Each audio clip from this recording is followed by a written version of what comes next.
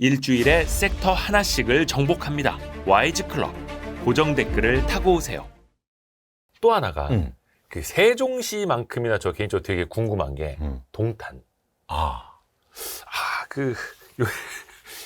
대한민국 3대 미스테리라면서요? 네네. 동탄 미스테리. 그 동탄 엄마들은 어떤 모습이냐 뭐 이런 거 인터넷 밈이 되게 많다고 하는데 뿐만 아니라 동탄 부동산 시장 과연 어떤 시장이냐. 물론 인근에 삼성의 큰 사업장이 있고 뭐 GTX도 들어온다 하고 정주 여건 되게 좋다고는 하는데 과연 동탄이 20억을 넘을 정도로 그렇게 이제 값어치가 있는 시장이냐. 서울보다 더 비싼 게 맞네. 이게 또 인터넷에 되게 논쟁이더라고요. 네. 근데 여기도 이제 많이 올랐지 않습니까? 그렇죠.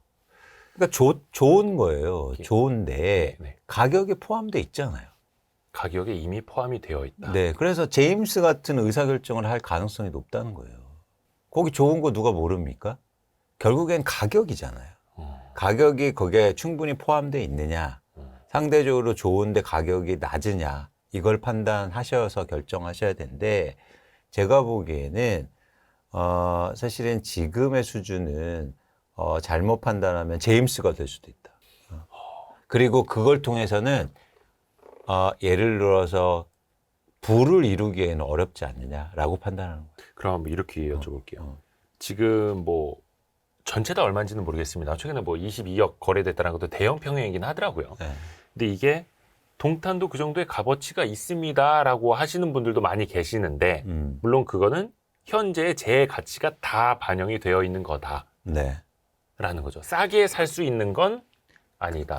그렇죠. 근데 그건 모른다. 네. 가치라는 건 사실은 우리가 이제 정확하게 밸류에이션하고 네. 저는 이제 주식 애널리스트 했지만 정확하게 힘들잖아요. 솔직히 말씀드리면 이래요. 저희도 막 기업 가치를 분석해서 실적 추정해서 밸류에이션 하죠. PER을 쓰든 PBR 쓰든 EV/EBITDA를 쓰든 뭐 캐시포를 해서 현가 할인을 하든 합니다. 열심히 노력해요. 네. 근데 주가가 오르면요. 목표 주가도 올려요.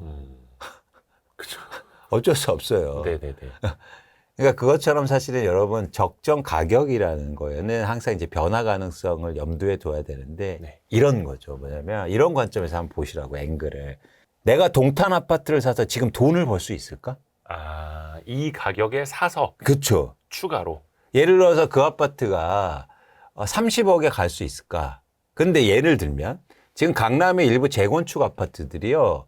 가격이 하락해서 20억에 팔려요. 네네네. 노후화된 아파트들이. 근데 동탄은 새 아파트죠. 새 아파트가 헌 아파트 되는 거는 변하지 않는 사실이죠. 그렇죠. 새 아파트가 계속 새 아파트입니까? 아니죠. 아니죠. 네네. 그럼 이건 노후화돼요? 근데 노후 아파트는 재건축해서 새 아파트 될 거잖아요. 네네네. 그러면 강남의 재건축 아파트들이 30억 되는 게 빠를까요? 동탄이 30억 되는 게 빠를까요? 강남 재건축이죠. 그러면 지금 20억은 뭘 사야 됩니까? 미래 가치를 본다면 이쪽 손.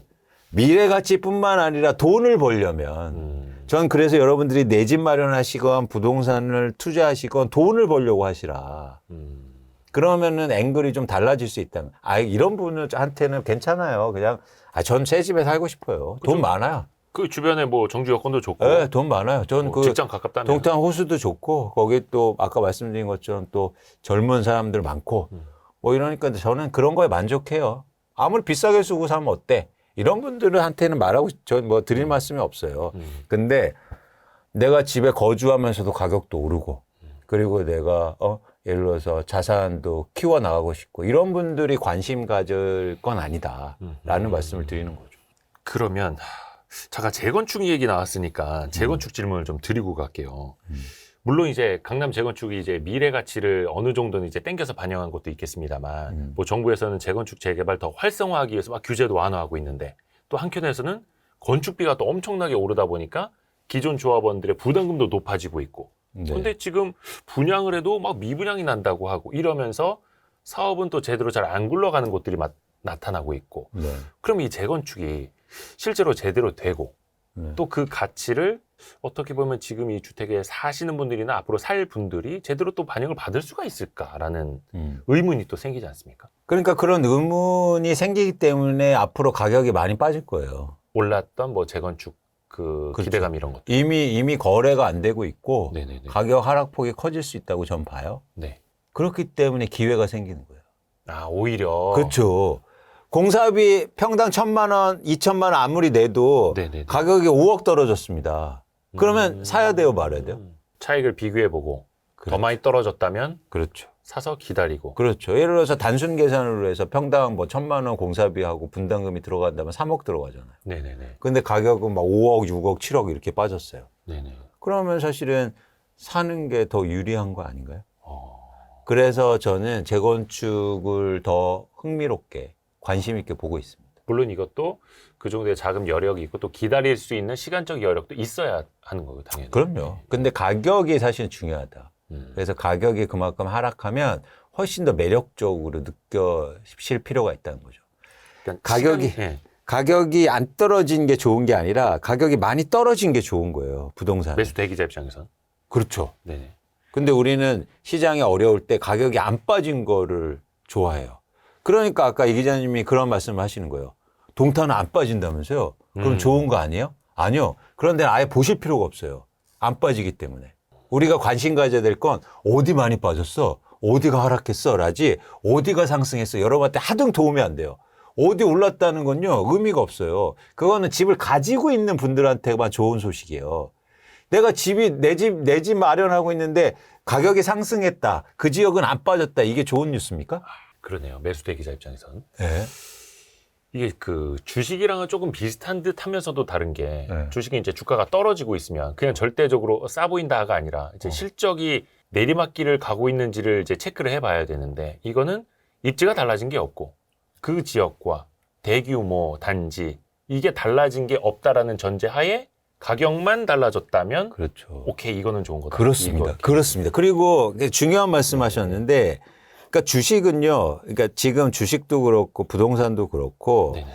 어쨌든 뭐 시장의 분위기와도 다르겠지만 주식은 오르는 게 좋아요. 그렇죠? 어느 시장이건. 네. 그러니까 빠지는 거 왜냐하면 빠지는 거 계속 빠질 수 있다고. 그렇죠? 그래서 우리가 항상 주식시장 분석할 때도 네. 오르는 주식이 왜 올랐느냐를 분석하는 게 여러분한테 도움이 돼요. 돈 벌려면. 네. 쉽게 말해서. 네. 그래서 예를 들어서 오늘 장 마감이 됐어요.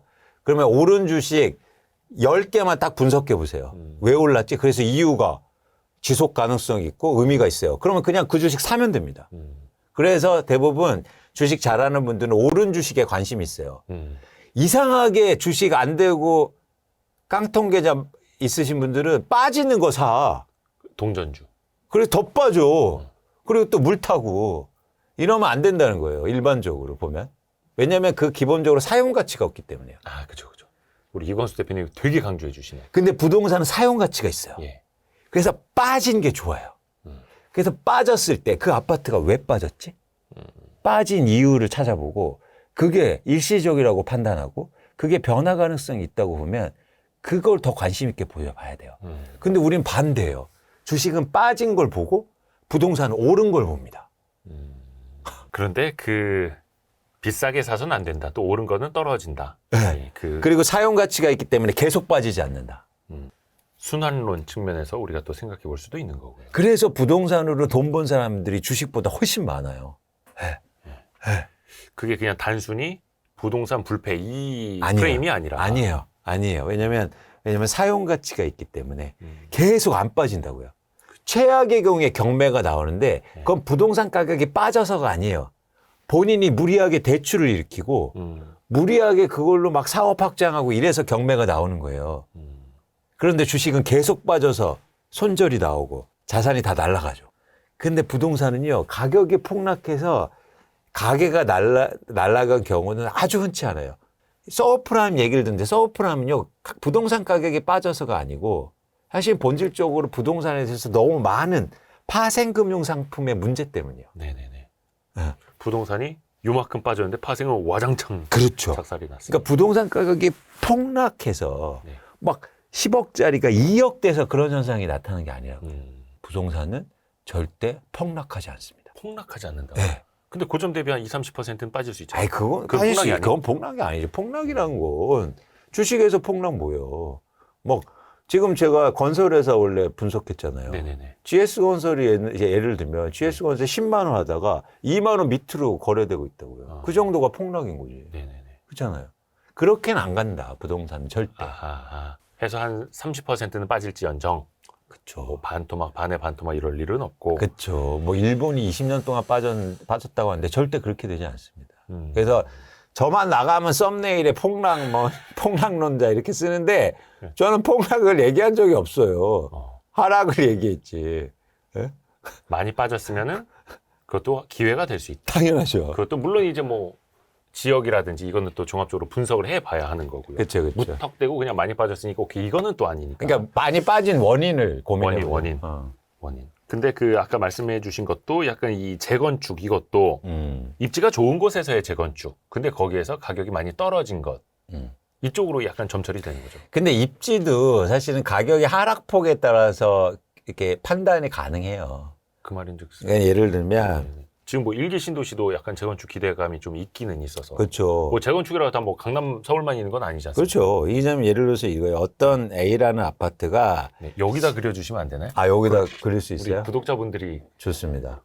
좋습니다. 같이 보시면 좋을 것 같아요. 자, 이런 거예요. 네네네. A라는 아파트가 네. 10억으로 올랐어요. 네. 그러다가 한 뭐 6억으로 빠졌어요. 네. 그렇죠? 네. 이건 어떤 얘기냐면 가능성을 보여준 거예요. 가능성. 예. 이 아파트 10억까지 오를 수 있는 입지나 네. 환경이나 이건 가능성이 보여준 거잖아. 그렇죠? 네. 그래서 많이 빠졌다는 게 입지가 안 좋은 게 아니라 입지가 좋을 수도 있다고요. 예를 들어서 이런 거죠. 그래서 B라는 아파트는 10억에서 네. 8억으로 빠집니다. 네. 근데 이러면 덜 빠졌잖아요. 네네네. 근데 지금 상황에서 보면 지금 상황에서 입지가 여기가 좋기 때문에 덜 빠졌다고 생각할 수 있어요. 그렇죠? 그럴 수 있겠네요. 근데 시장이 한창 좋을 때는 둘 다 입지가 똑같다고 생각했다고요. 그러면 어떤 걸 사야 됩니까? 지금? 당연히 A죠. 뭘 고민해요. 죄송합니다. 제가 부동산 투자를 잘 못해가지고 고민했습니다. 네. 예. A예요. 아, 당연히 가능성 차원에서 아. 우리가 이걸 보는 거잖아요. 이해하셨죠? 그러니까 비슷한 입지라는 전제 조건 하에 비슷한 입지는 입지의 변화 가능성인데 이거는 이미 가격이 같았다는 거는 좋아지면 입지는 같아질 수 있다는 가능성을 보여준 거라고요. 그렇죠? 네네네. 그렇기 때문에 많이 빠진 건 사실은 많이 빠졌던 건 훨씬 더 기회가 큰 거예요. 많이 빠졌다고 입지가 나쁜 곳이라고 생각하면 안 된다고요. 그래서 가격이 가장 중요하다. 그래서 가격의 폭을 보시라. 근데 만약에 이렇게 집가에 빠졌는데 뭐 이유가 분명해요. 여기 막 뭐 난리 났어요. 막 쓰레기 매립장 들어오고 막 난리 났어요. 그럼 이유가 극명하니까 안 되죠. 그쵸. 안 돼. 예를 들면 뭐 쓰레기 매립장이 나쁘다는 얘기는 아니고 네. 예를 들면 우리나라에서 반드시 필요하긴 하지만 어쨌든 예를 든 거예요. 네. 그래서 그런 차원에서는 사실은 이유가 명확하지 않으면 이렇게 많이 떨어진 거를 선택하시는 게 현명한 방법이다. 그렇죠? 그러면 입지 고민이 안 돼요. 그러네. 입지는 아까 말씀드렸죠. 입지는 변할 수 있다. 입지에 대한 사람들의 생각도. 그렇습니다. 언제는 여기 좋다고 하다가 언제는 갑자기 마음이 틀려져. 언제는 병원 가까운 데가 좋다고 하다가 언제는 막 초등학교 가까운 데가 좋다고 하다가 이제는 언제는 또 뭐 산 밑에가 좋다고 막 이렇게 바뀐다고요. 그런데 그런 변화를 가격은 다 포함되고 있잖아요. 네. 그래서 그냥 단순히 전 고점만 보는 게 아니라 거기에 내포되어 있는 의미도 같이 분석을 해야 그러면 된다. 너무 좋다. 네. 아까 재건축 얘기하면서 뭐라 해야 돼? 건축비도 좀 여쭤봤었는데 네. 우리 이광수 대표님은 직전에 애널리스트, 증권사 애널리스트 하셨는데 그 직전에는 건설회사 직원이셨죠. 건설회사 있었죠. 그럼 건설사 출신으로 봤을 때 네. 건축비가 떨어질 수도 있습니까? 떨어질 수 있죠. 어. 왜냐하면 장사가 안 되면 그리고 그 원재료 뭐 비가 올랐지만 좀 더 안정화되고 네. 또 하나 뭐냐면 수요가 감소하면 가격은 빠지죠. 그런데 지금 구조적으로 공사비가 쉽게 빠지긴 좀 힘들 거예요. 재건축 재개발이. 쉽게 빠지기는 어렵다. 네, 왜냐하면 재건축 재개발을 규제를 역설적으로 너무 많이 풀어줘서 예. 하려는 데가 많잖아요. 아, 그러니까 건설사들이 지금 오히려 공사비를 올리고 있어요. 그렇죠. 그러니까 원재료 그게 일종의 이유가 돼서 그렇죠. 어찌됐든 간에 뭐 시멘트, 레미콘, 뭐 철근 다 올랐고 인건비도 올랐고. 올랐어요. 예. 올랐으니까 좋은 이유가 되잖아요. 나 공사비 높게 받을래. 네네네. 그런데 하는 데도 많아. 규제도 완화됐겠다. 그렇죠. 그러니까 예를 들면 예전 같은 경우에는 규제가 심했을 때는 예. 한 단지만 재건축 진행해요. 예. 그러니까 막 5-6개 건설사가 싸워. 그러니까 공사비 낮춰야죠. 네네네. 근데 지금은 어디 입찰하면 참여도 안 해요. 심지어. 별로 남는 게 없다. 그래서 유찰돼요.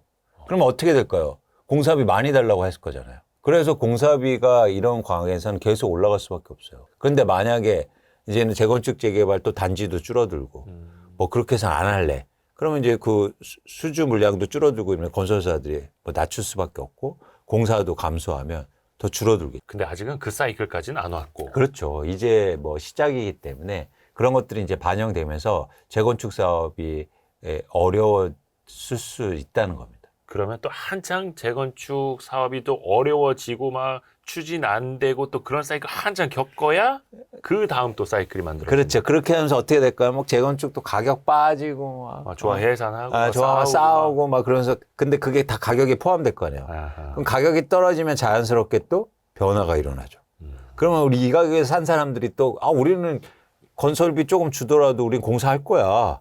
그러면서 공사가 또 진행되고 이 변화하는 거예요. 그럼 그 타이밍을 좀 잘 봐야겠네요. 그래서 저는 가장 관심 있게 본다니까요. 재건축을. 어딥니까? 가격 많이 빠지는 곳. 좀 받아줘. 가격 많이 빠지는 곳. 그것도 전 고점을 참고해서. 그렇죠.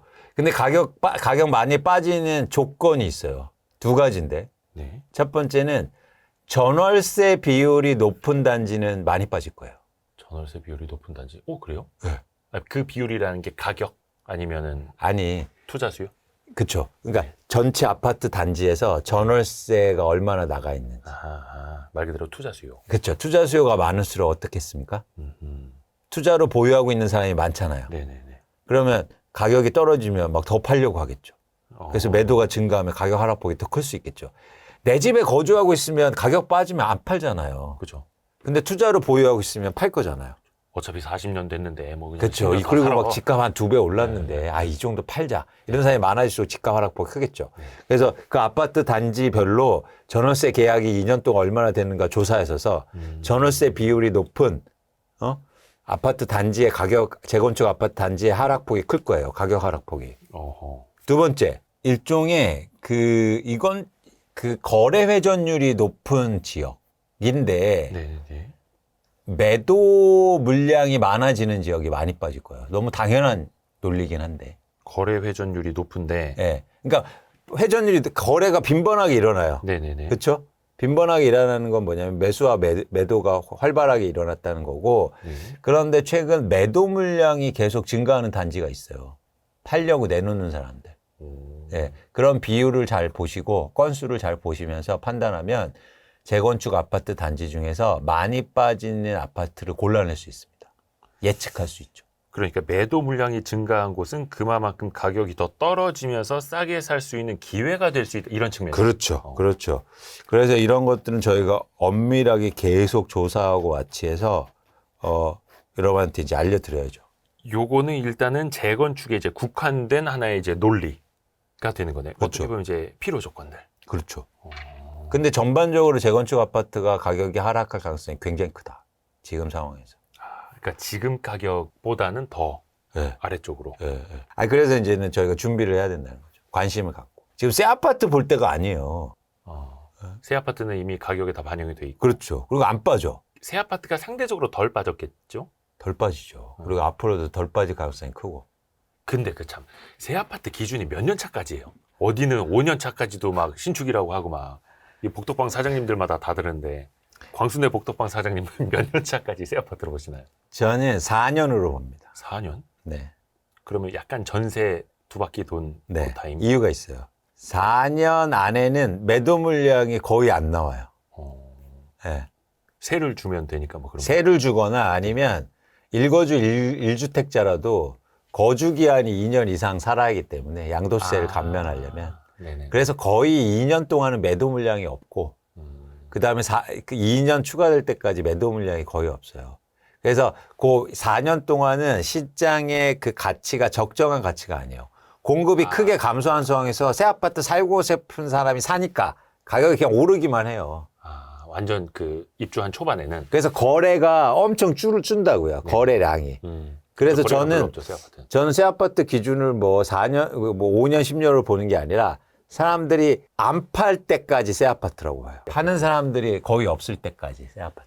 근데 그게 한 통상 4년 4년 지나면 팔기 시작해요. 넘어가면 팔기 팔기 시작을 시작해. 하고 거래가 활발해지고 그때부터 약간 이해 가능한 가격대가 만들어진다. 거래가 증가해요. 어. 거래량이. 그때부터 이제는 일종의 유통시장으로 들어오는 거죠. 편입되는 거죠. 유통시장으로. 그러니까 유통시장에 들어오지 않는 아파트는 새 아파트가 아니다. 그건 그냥 분양시장의 아파트일 뿐이에요. 요게 그 의무 거주 요건이 지금 완화됐잖아요. 얼마 전에 법 그 개정이 돼서 통과가 돼서. 그거는 이제 세금 규정은 아니고, 네. 예를 들어서 분양가 상한제가 적용된 아파트에 네, 한해서 이제 무조건 거주해야 된다. 그런데 이제 처음 3년은 유예해 줄 수 있다 이런 건데, 둔촌주공이. 예. 근데 제가 말씀드린 건 뭐냐면, 양도세를 적게 내려면 일단 네. 거주를 해야 되잖아요. 아, 양도세 때문에. 네, 그렇죠. 그거는 안 바뀌었거든. 아하. 그러면 약간 이제 재건축이 더 좋아 보인다고 말씀은 서두해 주셨으니까 만약에 새 아파트를 보시는 분들이라면 그래도 싸게 사는 게 중요하니까 그렇죠. 4년 차가 넘어가서 활발하게 그렇죠. 거래가 될 때 그렇죠. 그리고 막 매도 물량들이 나오고 그렇죠. 근데 매도 물량 막 나오고 있으면 또 가격이 어느 정도에서 바닥을 만들지는 아직은 모르는 거잖아요. 그렇죠. 그래서 새 아파트는 뭐 시장의 변화는 불문하고, 그러니까 상관없이 어쨌든 초창기에 사는 건 아닙니다. 매도 물량이 없는데 살려고 달려들면 가격을 엄청 비싸게 주고 사야 돼요. 지금 같은 국면에서도요? 약간 부동산 시장 냉각기에서도? 냉각기에서도 팔지 않는다고요. 새 아파트는 팔 수가 없어요. 아, 세금 세금 때문에. 때문에. 예. 그러니까 요것도 매수 대기자, 매수자가 약간 우위인 시장, 약간 팔짱 끼고 있는 이런 느낌인 거예요. 아니죠. 왜냐하면 새 아파트에 대한 수요는 계속 있으니까. 아, 수요는 있다. 예. 특히 실수요가. 그 중간에 있는 약간 이제 애매한 집들 있지 않습니까? 재건축까지는 한창 남았고, 한 10년은 넘어갔고, 네. 10년에서 한 20 몇 년 이렇게 되는 아파트들은 이거는 어떻게 보십니까? 혹시? 진짜 매력 없는 거죠. 예. 가격이 많이 떨어지지도 않을 테고, 그냥 계속 시장 분위기 따라서 가격 하락하거나 이렇게 될 텐데, 거래도 안 되고, 계속 지지부진해서, 이제 그런 아파트 투자 목적으로 갖고 계신 분들은 이제 힘든 거죠. 그러니까 실거주라면 상관은 그냥 없는데 거주하시면 되는데. 투자 네. 목적이라면 네, 그런 아파트의 대표적인 게 뭐 이런 거죠. 거주연은, 그러니까 사용연, 그러니까 예를 들어서 아주 노후 아파트도 아니고 네. 중간에 있는데, 네. 그런데 단지 수도 적어. 음. 뭐 이런 데는 사실은 거래도 안 되고 답답하겠죠.